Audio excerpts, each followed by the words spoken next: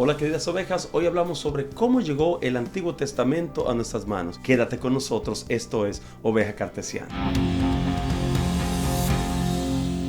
Este video estaba preparado para hacerlo en algún momento, pero he decidido hacerlo mucho antes porque basado en el video que hicimos sobre Goliat, que no había sido matado por David, pero que luego explicamos qué había sucedido y que el problema todo era una corrupción en el texto de 2 de Samuel, capítulo 21, versículo 19. He visto una gran cantidad de comentarios que han atacado la posición que hemos asumido. Nosotros no hemos dicho nada en contra de la Biblia, estamos tratando de explicar realmente qué sucedió. Y en esta explicación que hemos hecho me he dado cuenta que mucha gente no entiende el concepto de los originales, y hoy yo quiero que podamos hablar sobre eso para que podamos entender cómo llegó a nosotros el Antiguo Testamento, para que podamos ver cuál es el proceso y que entendamos que hay puntos que tener en cuenta cuando hablamos de la interpretación de un texto determinado y de algunas formas variadas de ver el texto. Yo creo que esto será muy importante porque en lo adelante estaremos evaluando textos en hebreo a partir de los originales, y para entender el original tenemos que entender entonces este proceso al que queremos referirnos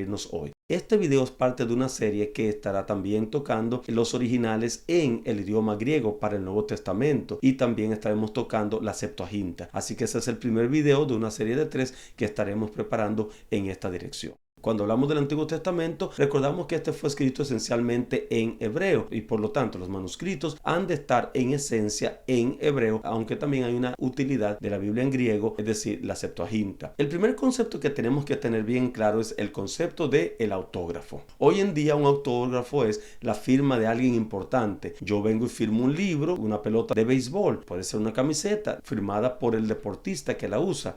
Eso es lo que llamamos un autógrafo. En el campo de estudios literarios y estudios bíblicos en específico, un autógrafo se denomina aquel documento que fue preparado, escrito por el puño y letra del autor original. Es decir, si el libro de Génesis fue escrito por Moisés, nosotros tenemos un autógrafo solamente si aparece ese documento donde Moisés escribió, con la misma tinta, el mismo puño, todo lo mismo que él escribió, sin cambio alguno. Si no es eso que tenemos, entonces no tenemos un autógrafo. Nosotros sabemos hoy día no se posee ningún autógrafo ni del Antiguo Testamento ni del Nuevo. Es decir, ningún escrito de los apóstoles o escrito de los profetas nos ha llegado a nosotros como un autógrafo. Todo lo que tenemos son entonces copias de lo que originalmente se había escrito. A estas copias nosotros las denominamos manuscritos. Cada copia es un manuscrito. Y hay manuscritos que tienen más valor que otros simplemente por el proceso como nos han llegado. Hay a veces manuscritos que son una copia de una copia. Otros pueden ser una copia de una copia de una copia de una copia. Nosotros entonces podemos valorar los manuscritos en esta forma. El manuscrito puede considerarse más valioso, más autoritativo si está más cerca en el tiempo de la escritura. Es decir, el libro de Daniel, por ejemplo, que fue escrito hacia el siglo VI antes de la era común, y recuérdese, no antes de Cristo. Vea el video sobre quién dividió la historia, que no fue Jesús. Lo más correcto es hablar de la era común y antes de la era común. El libro de Daniel entonces decíamos que fue escrito en el siglo VI antes de la era común. Si yo encuentro un manuscrito que data del siglo III antes de la era común, ese manuscrito está más cerca de Daniel que otro manuscrito que haya sido escrito, por ejemplo, en el siglo I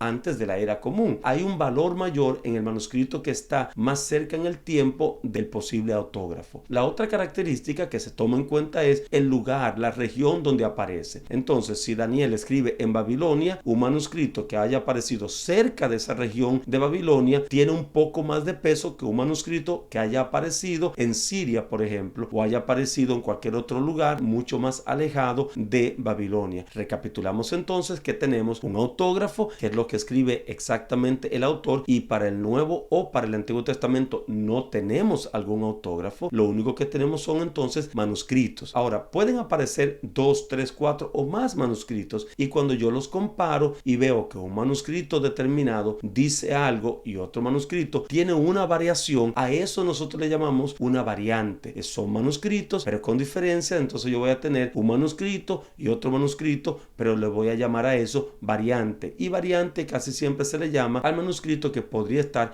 más lejos en el tiempo o más lejos también en la ubicación geográfica de donde había sido escrito el autógrafo o el libro originalmente. Los manuscritos que han llegado a nuestras manos son de diferente tiempo y diferente lugar. Hemos recibido manuscritos breves porciones de un texto determinado de la Biblia, unas porciones más grandes, quizá un pedazo de un libro completo, pero casi nunca se encuentra un manuscrito completo con toda la Biblia. El manuscrito más antiguo que nosotros poseemos, que contiene toda la Biblia en hebreo, es decir, todo el Antiguo Testamento, data del año 1008 al 1009, el Códex de Leningrado.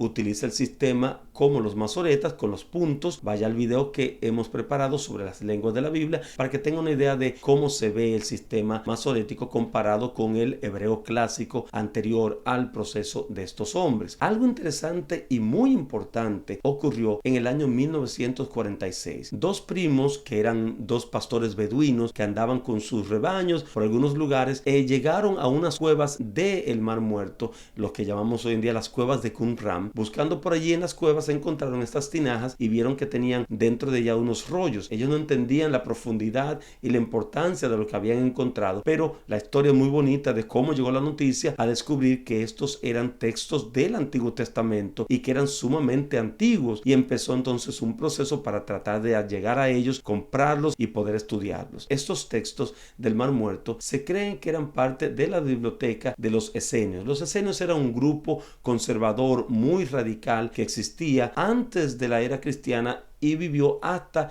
el tiempo de la era cristiana. Ellos se habían alejado de las ciudades porque entendían que había mucha corrupción y apostasía, y se habían preservado lejos de allí en las zonas desérticas esperando la llegada del Mesías. A este grupo pertenecían muy posiblemente estos escritos. Al estudiarlos encontramos que estos textos certificaban lo que ya teníamos de la Biblia del Antiguo Testamento, es decir, era una prueba, una evidencia real de que lo que teníamos como Biblia realmente tenía un sustento, porque los manuscritos del Mar Muerto datan de cerca del siglo II antes de la era cristiana hasta el siglo I de la era cristiana, pero ayudaron también a establecer mejor el texto, confirmar el texto que teníamos como original en la Biblia. Ahora, el paso siguiente es tomar todos esos manuscritos y ponerlos juntos en lo que nosotros llamamos el original del Antiguo Testamento. Llamar original no significa que es lo que se escribió en el principio. Recuérdense que eso se llama autógrafo. Un original en el Antiguo Testamento es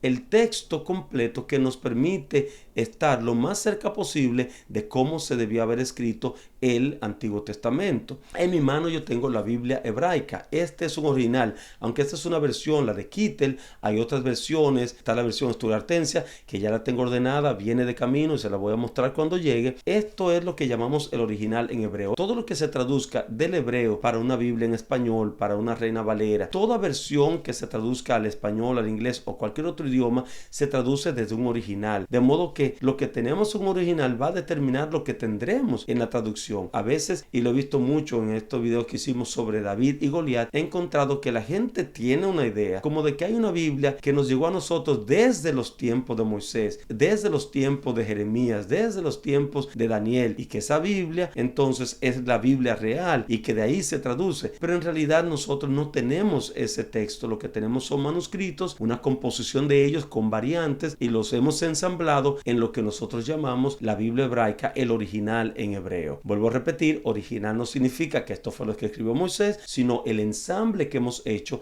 de los textos, de los manuscritos que nos han llegado hasta ahora. Ahora me gustaría que veamos algunas características de lo que se llama el original y su cuerpo crítico, para que podamos entender cómo trabajan los traductores y que entendamos las dificultades que pueden aparecer en una Biblia, en una versión que tenemos. Tienen mucho que ver con cómo aparecen aquí en el original en hebreo. Bien, frente a nosotros tenemos una página del original hebreo, del que mostramos, ¿verdad? En este caso es la Biblia hebraica de Kittel, y nosotros encontramos dos partes en cada página. En este caso tenemos el libro de Génesis, el capítulo 1, desde el versículo 17 hasta el capítulo 2, versículo 1. Usted va a encontrar que aquí se le va a dar el nombre del libro, los versículos que están cubiertos, aquí el número de la página. Luego usted va a encontrar aquí todo lo que llamamos el texto bíblico en sí. Este original es lo que hemos ensamblado de los diferentes manuscritos que hemos encontrado, y entonces evaluándolos hemos sacado y concluido que esto es lo más cercano, y hemos encontrado evidencia de eso, de que esto es muy cerca de lo que originalmente se debió haber escrito, porque lo tenemos en fragmentos que hemos encontrado luego de la creación de este documento, y también gracias al hallazgo de los rollos de Qumran. Esta es la parte del texto. Si se dan cuenta, van a recordar, como vimos en nuestro episodio sobre las lenguas de la Biblia, todas estas marquitas que están aquí abajo son las marcas vocálicas que le dan el sonido a cada palabra, y eso fue, recordamos, diseñado para ser puesto en el texto bíblico entre el siglo 7 y el 10 por los masoretas. La segunda parte es esta porción aquí abajo. Esto es lo que se llama el aparato crítico, y el aparato crítico es importante porque él nos da información valiosa sobre qué contienen otros manuscritos. Este texto que tenemos aquí en el centro es lo que nos da los manuscritos, las variantes de más peso, pero aquí el texto nos hace notar algunas de las variaciones que aparecen también con cierto peso o con peso, pero que estas que pusieron allá en el centro son mucho más valiosas. Esta información aquí es valiosa para un traductor, para el estudioso del texto, porque aquí le dice qué otras cosas pueden estar diciendo otros manuscritos. Si tomamos el caso aquí, el versículo 20, aquí que lo encontramos en esta parte aquí, este es el versículo 20, nosotros vamos a encontrar que hay una letra A allí al final. Esa letra A que está ahí, esa letra está puesta aquí, mírenla allí, y esa letra dice entonces como nota que aunque el texto termina en hebreo con los cielos, hay un manuscrito en griego que agrega la frase kai egeneto utos. Entonces un intérprete, un traductor sabe que hay manuscritos de peso también que se han puesto aquí en el aparato crítico para decir que hay una variación, un agregado en este caso, y al hacer mi estudio yo pudiese tomar en cuenta esto porque hay peso para esa variante que aparece en ese manuscrito en griego. Para eso sirve un original, para que el traductor, para que el intérprete, el estudioso de la Biblia pueda ver lo que originalmente dice el texto, lo más cercano que tenemos a lo que debió haberse escrito, y entonces nosotros podamos ver aquí abajo en el aparato crítico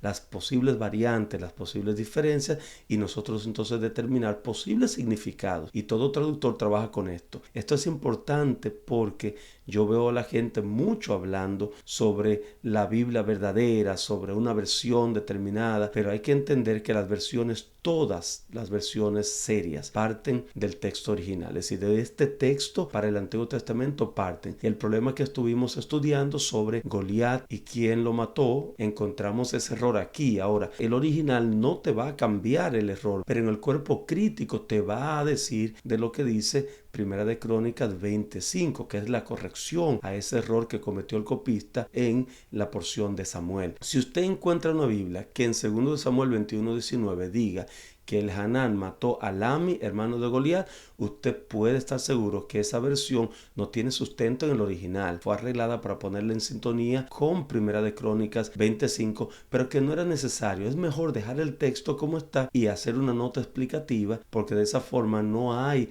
un choque con lo que dice el original. Este es el formato en que aparece el original en lengua hebrea para todo el Antiguo Testamento. Hoy hemos aprendido sobre la composición del texto original del Antiguo Testamento, de donde salen todas las versiones habidas y por haber. Esperamos que este episodio haya revuelto tu cerebro. Si así lo ha sido, no te olvides darle like, suscríbete. Si no te has suscrito, comparte este episodio con alguien que le será de bendición. Por último, déjanos un comentario a favor o en contra. Nos interesa solamente escuchar qué piensas para que podamos dar respuesta en otros episodios a algunas de tus interrogantes. Que Dios te bendiga. Y recuerda, mantén tus orejas cartesianas bien activadas.